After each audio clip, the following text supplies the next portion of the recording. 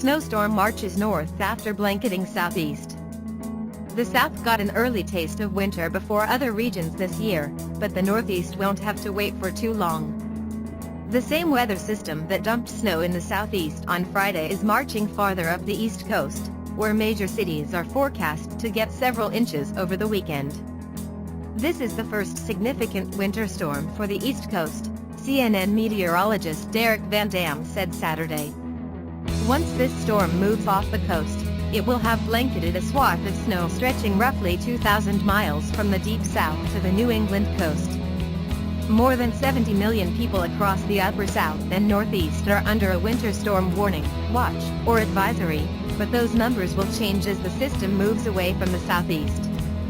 We are still in a lull at 1 a.m., but ingredients coming together for snow to develop before sunrise, the National Weather Service's office in Baltimore tweeted Saturday.